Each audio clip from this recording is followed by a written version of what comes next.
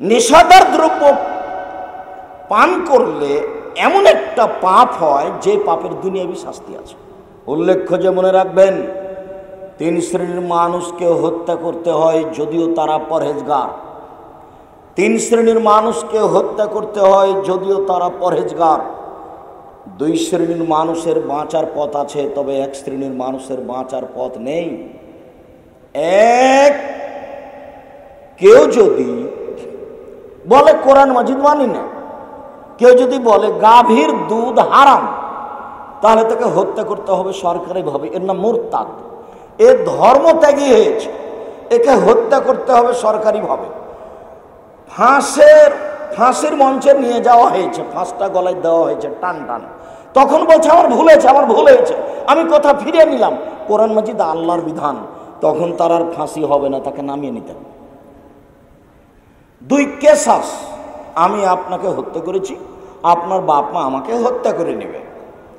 এখন আমাকে ফাঁসির মঞ্চে নিয়ে যাওয়া হয়েছে, তো এখন আপনার বাপ মা বলছে না না না না না না, আমরা কেসাস নিব না, মাফ করে দিলাম, আমরা কেসাস নিব না।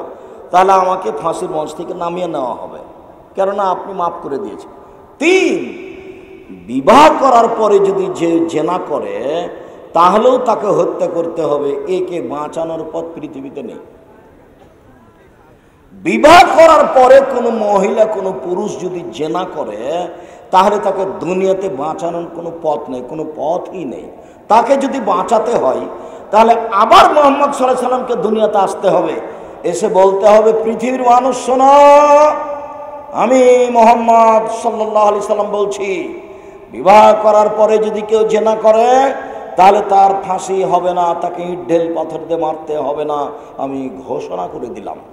যেহেতু মুহাম্মদ সাল্লাল্লাহু আলাইহি সাল্লাম আর কোনোদিন আসবেন না, কাজে এই সিদ্ধান্ত কোনোদিন পরিবর্তনও হবে না। 2020 সালের করোনা ভাইরাসকে লক্ষ্য করে অনলাইন আল ইতিসাম টিভিতে ধারাবাহিকভাবে আলোচনা দেখছেন। আমি ওই সময়ে বলেছিলাম, কারো যদি করোনা হয় তাহলে আমি তার সাথে খেতে প্রস্তুত।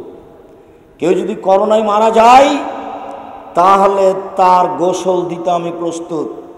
তাকে গোসল দেওয়াতে যদি আমারও করোনা হয় তাহলে আমি বলবো না যে এই কারণে করোনা হয়েছে, আমি বলবো পৃথিবীর সৃষ্টির 50,000 বছর পূর্বে আমি করোনায় মারা যাব, এটা লেখা হয়ে গেছে, সেই জন্য আমাকে ধরেছে। আমি অল্প দিন বাঁচতে এসে শিরক করে মরতে রাজি নই। তখন আমি বলেছিলাম 3 ফুট পর পর দাঁড়ানোর যদি বৈধতা দিতে হয় তাহলে মুহাম্মদ সাল্লাল্লাহু আলাইহি সাল্লামকে আবার দুনিয়াতে আসতে হবে। যেহেতু এটা ইবাদত, কাজে 3 ফুট পর পর দাঁড়ানোর কোনো বৈধতা মানুষ দিতে পারবে না। দুনিয়াতে আবার মুহাম্মদ সাল্লাল্লাহু আলাইহি সাল্লামকে আসতে হবে, এসে বলতে হবে পৃথিবীর মানুষ শুনে রেখো, এখন নামাজে দাঁড়িয়ে 3 ফুট পর পর দাঁড়ালে কোনো সমস্যা নেই, আমি ঘোষণা দিলাম। যেহেতু মুহাম্মদ সাল্লাল্লাহু আলাইহি সাল্লাম কিয়ামত পর্যন্ত আর কোনোদিন আসবেন না, কাজে 3 ফুটের বৈধতা আর কিয়ামত পর্যন্ত হবে না। কাবা ঘর কেন সারা পৃথিবীর মানুষ যদি 3 ফুট পর পর দাঁড়ায় তবু এটা জায়েজ হবে না। দুবাইয়ে গিয়ে আমি বলছি, আরে আমার পাশে দাঁড়ান তো, পায়ে পা লাগিয়ে, জরিমানা হতে পারে, ফাঁসি হবে না। তা আমি ওই সময় 1 মাস ছিলাম, কোনোদিন আমি আমার পাশে যে আছে তাকে দূরে দাঁড়াতে দিনি, তুমি আমার পাশে দাঁড়াও, জরিমানা হতে পারে, ফাঁসি হবে না। আর আমি কোনোদিন ওর 5 পয়সা দামও দিইনি। ছেলেটা যখন বিমানে আমাকে খুব চাপ দিয়ে বলছে যে মাস্ক লাগান, লাগাতেই হবে, যাই ছেলে তো জুলুম করো কেন? আমি যখন উঠছিলাম তখন তুমি দেখতে পাওনি, তখন তো আমার মুখে মাস্ক ছিল না, তুমি আমাকে নামিয়ে দিতে, আমি আমার পথ বেচা করে নিতাম। যা করেছো খুব বেশি করেছো, জুলুম করো না।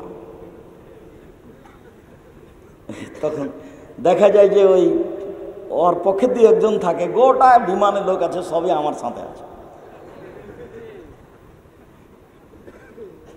সম্মানিত দিনী ভাই বোন, বড় অন্যায়ের কথা বলছিলাম।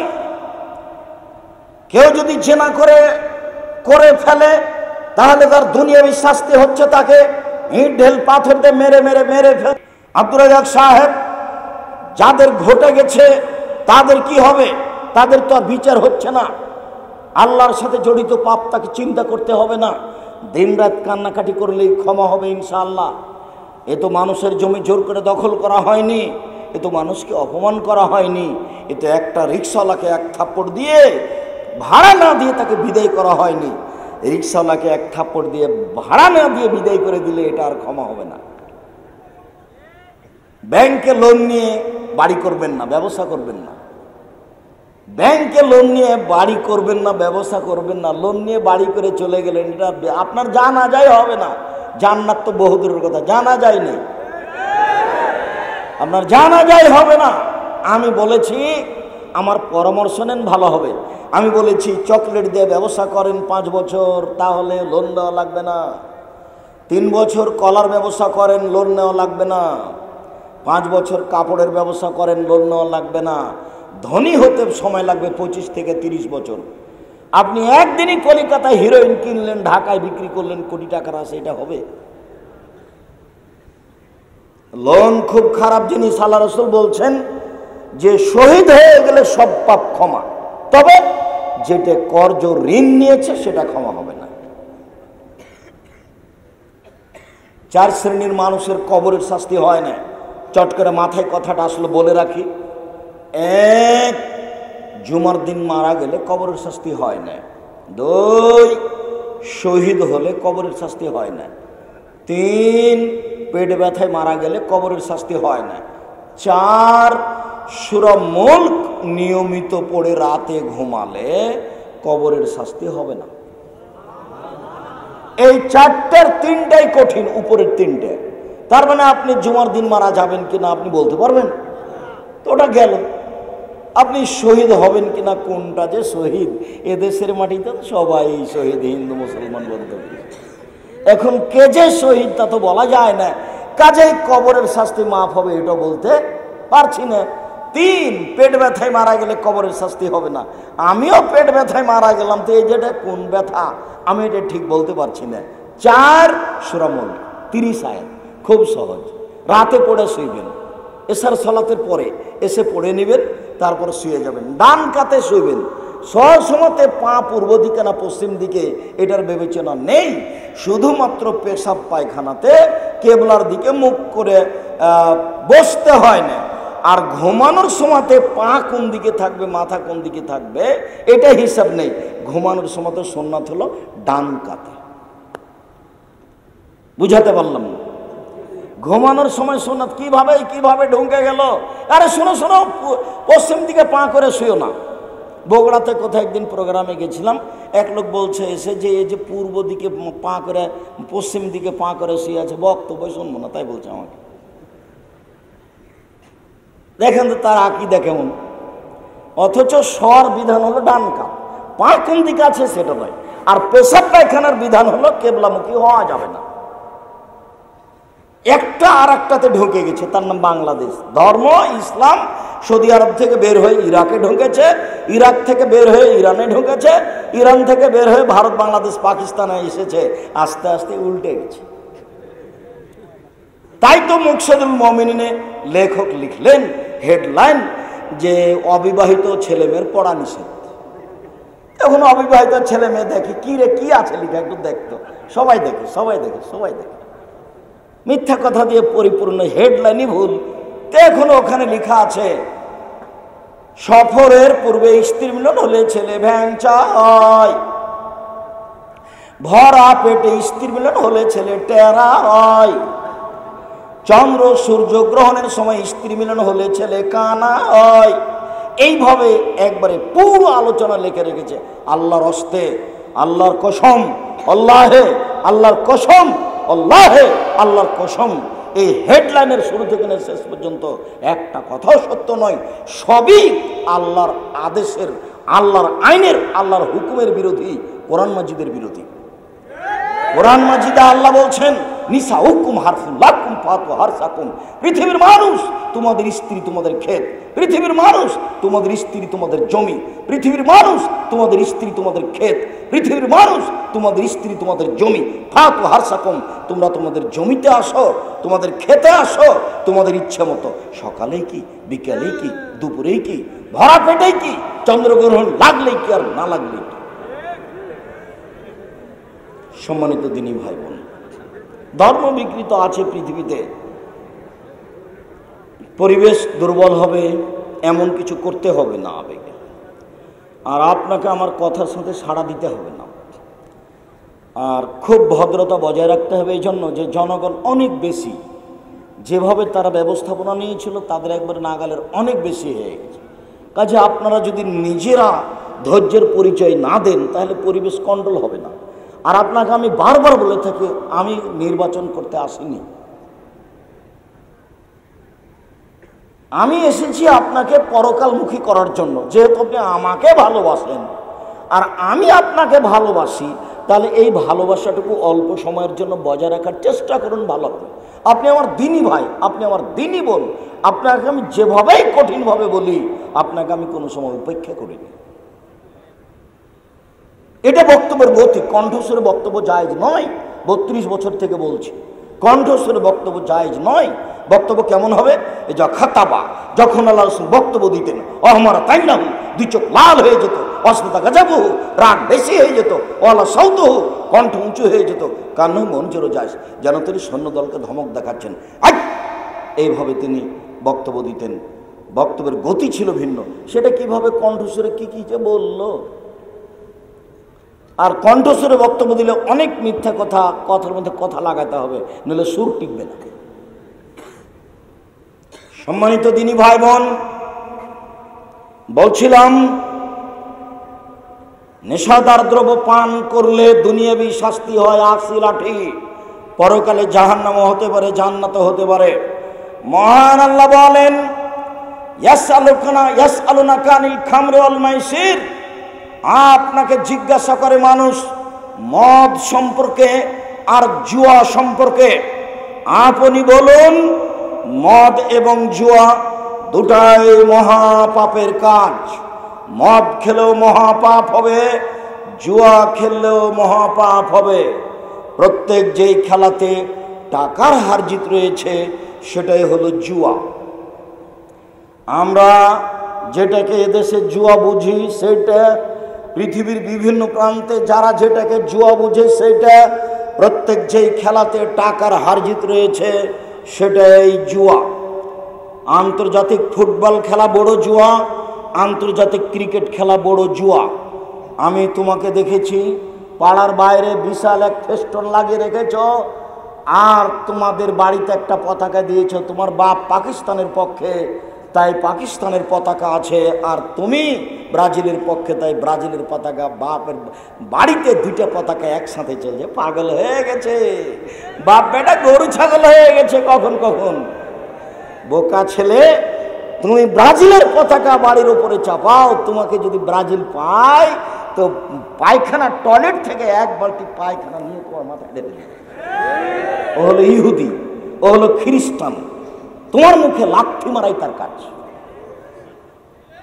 তোমার সুযোগ পেলে তোমার মুখের ভিতরে পায়খানা ঢুকিয়ে দিবে, তার নাম ইহুদি, তার নাম খ্রিস্টান। মহান আল্লাহ বলছেন, মুহাম্মদ, ইহুদি তোমাকে কোনোদিন মানবে না, মুহাম্মদ, খ্রিস্টান তোমাকে কোনোদিন মানবে না। তুমি ইহুদি হও তাহলে মানবে, তুমি খ্রিস্টান হও তাহলে মানবে। এ কথা আল্লাহ বলছেন, লান তারজা আনকাল ইয়াহুদান নাসারা, কখনো মানবে না আপনাকে ইহুদি খ্রিস্টান। আর সেই জাতির পতাকা তোমার বাড়ির উপরে, তোমার একটু লজ্জা হয় না? তারই ফেস্টুন দিয়ে তুমি সারা রাত দেখো, তোমার একটু হিসাব হয় না? চলাই শোনো, যেইটা খেলাতে হার জিত নেই, শরীর চর্চা নেই, তুমি দিন রাত সময় কাটাচ্ছ বসে বসে, সেই খেলাতে যদি অংশগ্রহণ করো তাহলে তুমি তোমার হাতকে শরীর শুকুরের রক্তের মধ্যে ডুবিয়ে দিলা। আল্লাহ রসুল বলছেন, মান লাইবাবে নারদেশির ফাতাত খালে আদৌপি দামে খেঞ্জির, কে যদি চৌসার, ছক্কা, লুডু, দাবা, পাঞ্জা, ক্যারাম বোর্ড, তাস, গেমস, এই ধরনের পৃথিবীতে যত খেলা আছে হবে, সব খেলায় যদি বসে বসে চলে আর তাতে তুমি অংশগ্রহণ করো, তাহলে তুমি তোমার হাতকে শরীর শুকুরের রক্তের মধ্যে ডুবিয়ে দিয়েছ।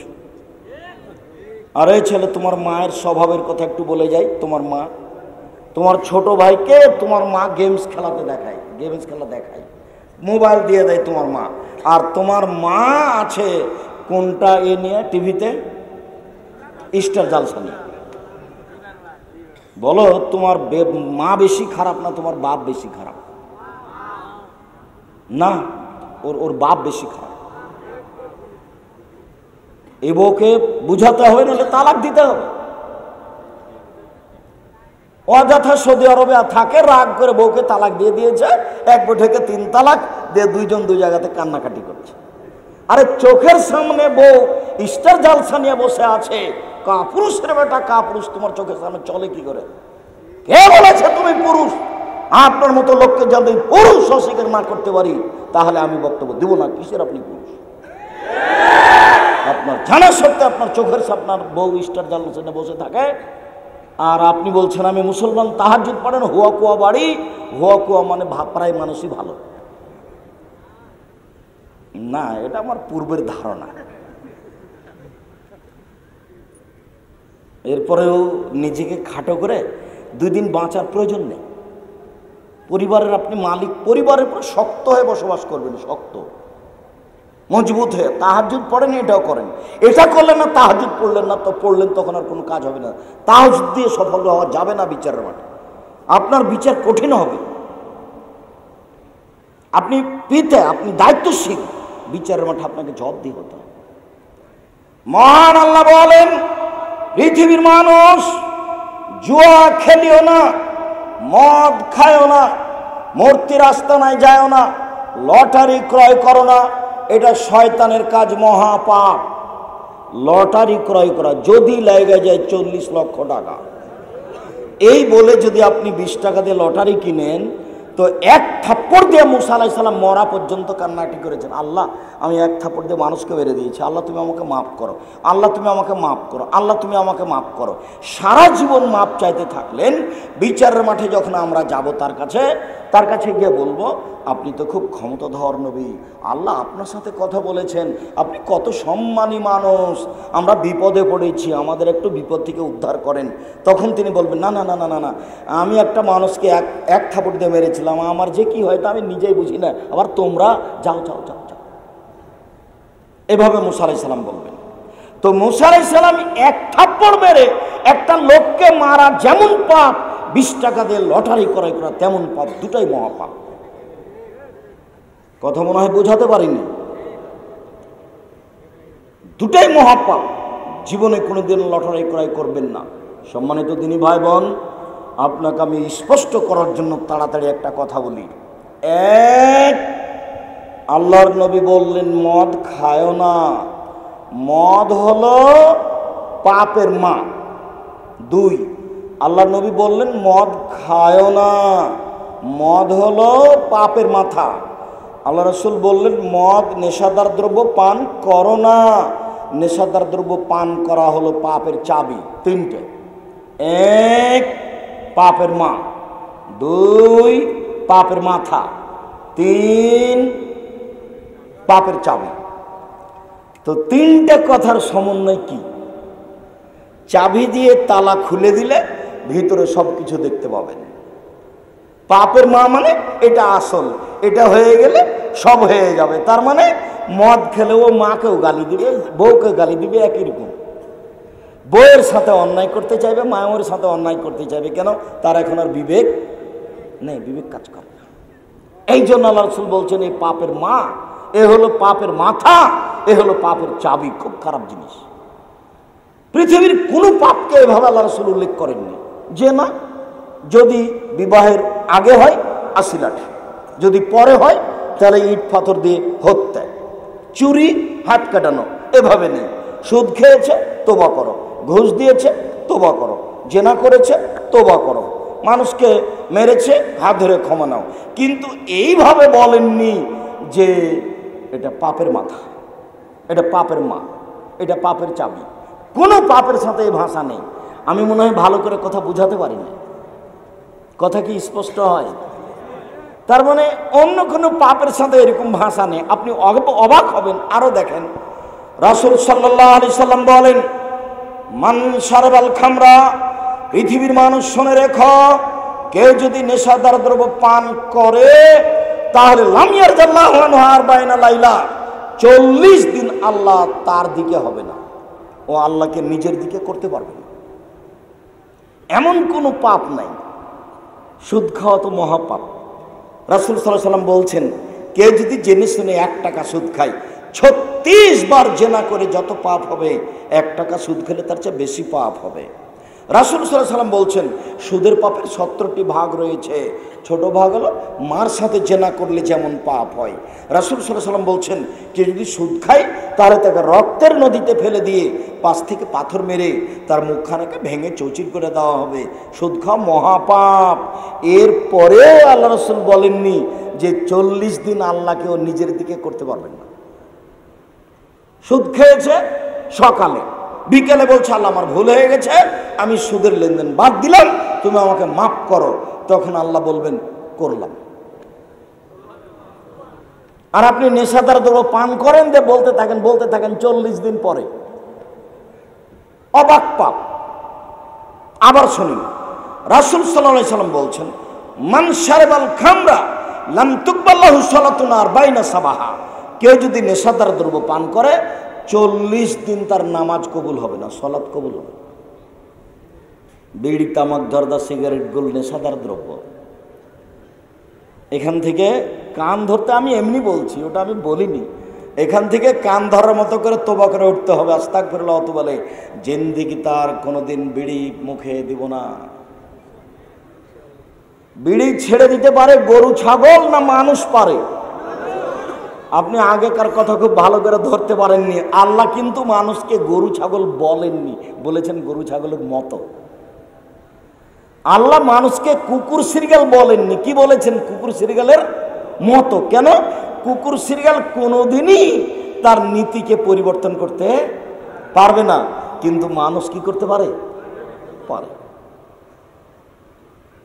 রাসূল সাল্লাল্লাহু আলাইহি সাল্লাম বলছেন, কুল্লু মাউলুদিন ইউলাদু আলাল ফিতরা, প্রত্যেকটা মানুষ ইসলাম ধারণ ক্ষমতা নিয়ে জন্মগ্রহণ করে। এই ছেলেটা দাড়ি ছেড়ে দিতে পারবে, এই ক্ষমতা তার ভিতরে আছে। এই ছেলেটা প্যান্টটা টাকনুর উপরে করে রাখতে পারবে, এই ক্ষমতা তার ভিতরে আছে। এই ছেলেটা দোকানে আড্ডা পিটবে না, বদনাম করবে না, এই ক্ষমতা তার ভিতরে আছে। এই মহিলাটা, এই মেয়েটা মাথায় কাপড় না দিয়ে চলবে না, মাথায় কাপড় দিয়ে চলবে, এই কথা, এই ক্ষমতা তার ভিতরে আছে। তো দিল না কেন? ও কেন এখনো আব্দুর রাজ্জাক বিন ইউসুফের বক্তব্য শুনতে এসেছে, এরপরে ওর মাথাতে এখন কাপড় নেই, এখন এই মুহূর্তে ক্লাস 10-এ পড়ে, তাহলে মেয়েটা খারাপ? আল্লাহ রাসূল বলছেন না, ওর মা খারাপ। সবাই সবাই নীতির ওপরে জন্ম নেয়, কিন্তু তার বাপ মা তাকে ইহুদি করে দেয়, খ্রিস্টান করে দেয়, আগুন পূজক করে দেয়, মূর্তি পূজক করে দেয়। বাপ মা যেমন হয় তেমন ছেলে মেয়ে হয়। রাজশাহী, চাঁপাই নবগঞ্জের ভাষায় সঙ্গ দোষে লোহা ভাসে। লোহা আপনি এমনি পানিতে ছেড়ে দেন তো ডুবে যাবে, কাঠের সাথে লাগিয়ে দেন তো ভাসবে। তাহলে মেয়ে খারাপ হয়েছে কেন? মা খারাপ হয়ে যাবে। আপনি আমার দিনী বোন, আপনাকে আমি কষ্ট দিনি, আপনার সাথে আমার বেশ কিছু কথা আছে, আপনি একটু ধৈর্য ধারণ করেন। কেউ কোনো জায়গাতে নড়ে চড়ে আপোষে কথা বলে পরিবেশকে নষ্ট করবেন না। আপনি আমার দিনী ভাই, আপনাকে আমি অনেক ভালোবাসি। সম্মানিত দিনী ভাই বোন, বলছিলাম রাসূল সাল্লাল্লাহু আলাইহি সাল্লাম বলেন 4 শ্রেণীর মানুষ জান্নাতে যাবে না।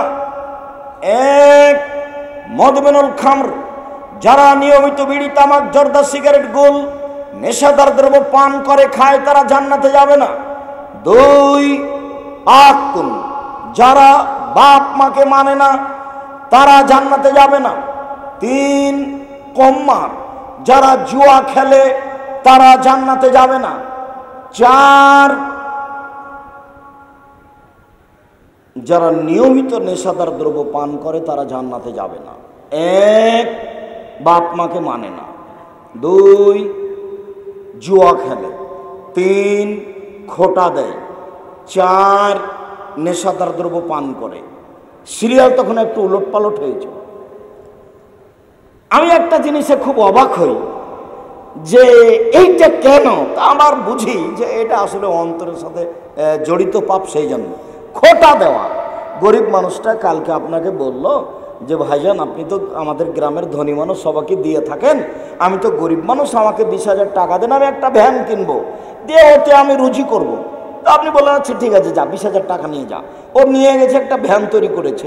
তা আপনি একটু বলেন এই শোন শোন শোন, একটু কালকে সকালে আসিস তো, আমি একটু তাড়াতাড়ি বাজারের দিকে যাব, অন্য কিছু নেই, তারপর তুমি আসো না। তো পরের দিন দেখা, তখন বলছে আরে কালই তোকে 20,000 টাকা দিয়ে একটা ভ্যান দিল রে, আর তুই আমার কথাটা শুনলি না। এর নাম খোটা দেওয়া। মনটা কিন্তু চাচ্ছে যে বলি। এটা হলো পৃথিবীতে 4 নাম্বার পাপ, যার ফলাফল জাহান্নাম। এটা কেন?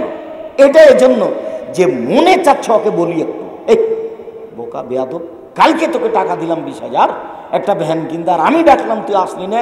এটা মনে চাচ্ছে যে একটু বলি, এই জন্য এটা মহাপাপ। আমি আরো অবাক হই যে টাকনুর নিচে প্যান্ট পরেছি আমি, লুঙ্গি পরেছি আমি জেনা করিনি, এটা মহাপাপ। যদি জেনা করতাম তাহলে হতো। আমি কাউকে থাপ্পড় মারিনি, আমি রিক্সাওয়ালাকে থাপ্পড় দিয়ে বিদায় করে দিইনি, শুধু আমার প্যান্টটা টাকনুর নিচে গেছে। আমি কারো টাকা চুরি করে নিনি, শুধু আপনার প্যান্টটা আমার টাকনুর নিচে গেছে। তাই এত বড় পাপ হবে কেন যে 3 শ্রেণীর মানুষের সাথে আল্লাহ কথাই বলবেন না। যাও, তোমার সাথে আমার কোনো কথাই নেই। এক, বেশি বসে জেনা করে যে। 2, মিথ্যা কথায় দায়িত্ব পালন করে যে। হেড মৌলানা, headmaster, principal, chairman, member, MP, মন্ত্রী, যারা যেখানে দায়িত্ব পালন করছে মিথ্যা কথায়, তাহাজ্জুদ পড়লেও তার সাথে আল্লাহ কথা বলবেন না। 3, টাকনুর নিচে লুঙ্গি প্যান্ট পায়জামা পরে যে। এইটা কি? এইটা কেন? এইটা কেন এত বড় পাপ? মনে বলছে যে প্যান্টটা একটু টাকনুর নিচে থাক, মেয়ে বলছে আব্বু টাকনুর নিচে প্যান্ট করলে কেন জানি ঠ্যাঙ্গা ঠ্যাঙ্গা লাগে। স্ত্রী বলছে শোনো তুমি প্যান্টটা একটু টাকনুর নিচে করো তো, টাকনুর উপরে প্যান্ট থাকলে একটু কেমন কেমন লাগে, ঠ্যাঙ্গা ঠ্যাঙ্গা লাগে। এই মন চাচ্ছে, এই জন্য এটা মহাপাপ। আবু হুরায়রা রাদিয়াল্লাহু তাআলা আনহু বলেন রাসূল সাল্লাল্লাহু আলাইহি সাল্লাম বলেছেন 3 শ্রেণীর মানুষ জান্নাতে যাবে না। 1, মুসাদ্দিকুন বিসসিহরি, জাদুকে যারা বিশ্বাস করে ওরা জান্নাতে যাবে না। 2, বাপ মাকে মানে না যারা, তারা জান্নাতে যাবে না। 3, নিয়মিত বিড়ি, তামাক, জর্দা, সিগারেট, গুল, নেশাদার দ্রব্য খায় পান করে যারা, তারা জান্নাতে যাবে না। আবু দারদা রাদিয়াল্লাহু তাআলা আনহু বলেন রাসূল সাল্লাল্লাহু আলাইহি সাল্লাম বলেছেন 3 শ্রেণীর মানুষ জান্নাতে যাবে না। 1, মুকাদ্দিবুন বিল কাদারে, ভাগ্যকে যে অস্বীকার করে সে জান্নাতে যাবে না। 2, রাজালাতু মিনান নিসায়ে, পুরুষের বেশধারী নারী, যারা পুরুষের জুতা স্যান্ডেল পরে, যারা পুরুষের শার্ট প্যান্ট পরে, যারা পুরুষের পোশাক পরে, তারা জান্নাতে যাবে না। উপস্থিত বৈঠকের মুসলিম বোন, একটু 1 মিনিট, এই ছেলে দয়া করে কোনো কাজ আমাকে দেখাবেন না, আমি আপনার অল্প সময় কাজ দেখতে চাচ্ছি না। কষ্ট হোক, কিছুক্ষণ আপনি বসে অপেক্ষা করবেন, পরিবেশ নষ্ট করিয়েন না। আপনি আমাকে দেখতে পান আর না পান। উপস্থিত বৈঠকের মুসলিম বোন, আপনাকে আমি 2-3টা কথা বলি। রাসূল সাল্লাল্লাহু আলাইহি সাল্লাম বলছেন মা তারাক্তু বাদি ফিতনাতান আযরাল মিনার রিজালি মিনান নিসায়ে, আমার জীবনে আমি ছাড়িনি কোনো বস্তু যেটা পুরুষের জন্য বেশি বিপজ্জনক হতে পারে নারীদের চেয়ে। আমি আমার জীবনে ছাড়িনি কোনো বস্তু যেটা পুরুষের জন্য বেশি বিপজ্জনক হতে পারে নারীদের চেয়ে। নারী হচ্ছে পুরুষের জন্য সবচেয়ে বেশি বিপজ্জনক বস্তু। আপনি একটু শুনে রাখেন, মনে কষ্ট নেবেন না, আপনার জন্য আরো ভালো কথা আছে। রাসূল সাল্লাল্লাহু আলাইহি সাল্লাম বলছেন ইন্নাল মারাতা তুকবেলু ফি সুরাতি শয়তানিন ওয়া তুদবিরু ফি সুরাতি শাইতানিন, মহিলারা শয়তানের বেশ ধরে আসে, শয়তানের বেশ ধরে যায়। মহিলারা শয়তানের বেশ ধরে আসে, শয়তানের বেশ ধরে যায়। আব্দুর রাজ্জাক সাহেব, আপনাকে ভালোবাসি তাই বক্তব্য শুনতে এসেছি, আমাদেরকে শয়তান বলেন না। না, আমি আপনাদেরকে শয়তান বলিনি, এ কথা মুহাম্মদ সাল্লাল্লাহু আলাইহি সাল্লাম বলছেন। আপনি আরেকটু শুনেন, রাসূল সাল্লাল্লাহু আলাইহি সাল্লাম বলছেন মনে রেখো মা রাআইতু মিন নাকিসাতি আকলিন ওয়া দীনিন আযহাবিল বিরাজুলিল হাজিম, পৃথিবীর মহিলারা তোমরা শুনে রেখো,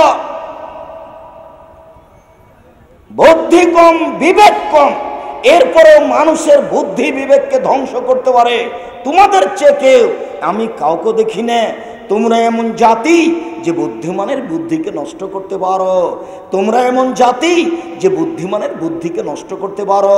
তোমরা এমন জাতি যে বুদ্ধিমানের বুদ্ধিকে নষ্ট করতে পারো। একবার যদি আপনার পাশে হাসি মুখে কথা বলে তাহলে আপনার ঈমান বিক্রি হয়ে যাবে। এর নাম নারী। খুব সাবধান শুনুন, রাসূল সাল্লাল্লাহু আলাইহি ওয়াসাল্লাম বলছেন সিনফানে মিন আহলিন নার, দুই শ্রেণীর মানুষ জাহান্নামে যাবে, আমি তাদের দেখিনি।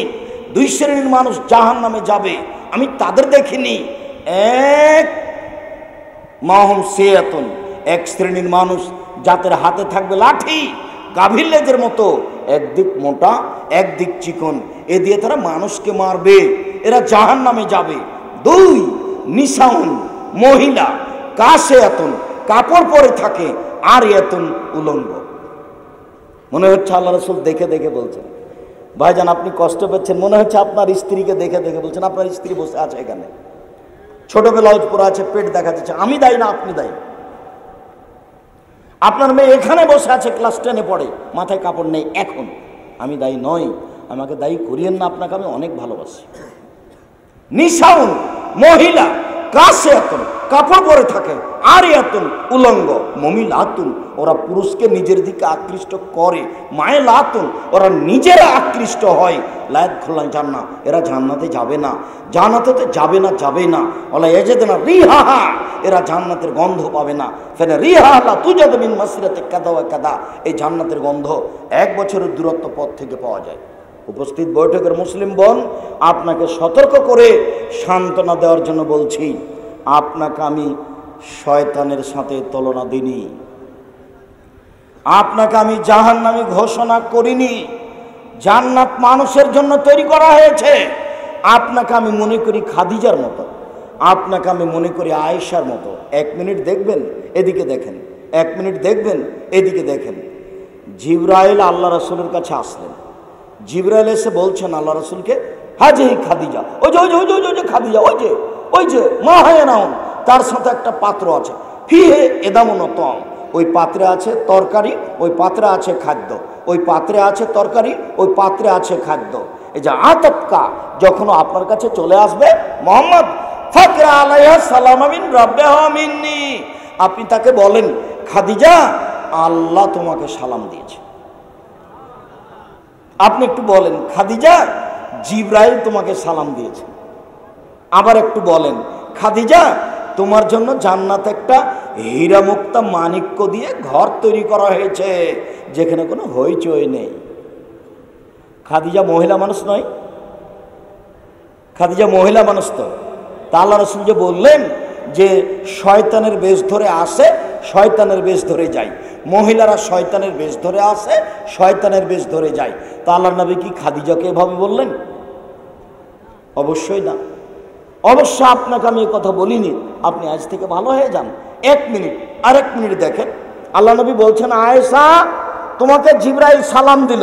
মানে এক জায়গাতে 3 জন, যেখানে আয়েশা সেখানে মুহাম্মদ সাল্লাল্লাহু আলাইহি ওয়াসাল্লাম, সেখানে জিবরাইল, 3 জন এক বিছানে, 3 জন এক লেপের নিচে, 3 জন এক বিছানে, 3 জন এক লেপের নিচে। আল্লাহ নবী বলছেন, আয়েশা হাজা জিবরাইল, এই যে জিবরাইল তোমাকে সালাম দিল। এবারে এইভাবে বলছেন, আয়েশা হাজা জিবরাইল, এই যে জিবরাইল তোমাকে সালাম দিল। তখন আয়েশা বলছেন, ওয়ালাইহিস সালাম ওয়া রাহমাতুল্লাহ, তাকেও সালাম, তার উপর শান্তি অবতীর্ণ হোক। ফালা তারা ওয়ালা নারা, ফাতারা ওয়ালা নারা। আরে আপনি তো দেখতে পান, আমরা তো দেখতে পাই না। আরে আপনি তো জিবরাইলকে দেখতে পান, আমরা তো দেখতে পাই না। এক বিছানে 3 জন। 1 মিনিট, আপনাকে আমি আয়েশার আর একটা কথা শোনাই। মুহাম্মদ সাল্লাল্লাহু আলাইহি সাল্লাম কোথায় মারা গেছিলেন তা কি আপনাদের জানা আছে? আয়েশা রাদিয়াল্লাহু আনহার ঘরে। আল্লাহ রাসূলের কবর হয়েছিল কোথায়? আয়েশা রাদিয়াল্লাহু আনহার ঘরে। তাহলে আয়েশা যখন কবরের পাশে যেতেন তখন মাথায় কাপড় দিতেন না, তিনি বলতেন এটা তো আমার স্বামীর কবর। তো কয়দিন পরে তার বাপের কবর হলো, তো তিনি এমনিতে যেতেন, এটা তো আমার স্বামীর কবর, এটা তো আমার বাপের কবর, তিনি মাথায় কাপড় না দিয়েই ওখানে চলে যেতেন। কয়দিন পরে উমর রাদিয়াল্লাহু তাআলার কবর হলো, তখন তিনি বলছেন, না এখানে একজন বেগানা মানুষ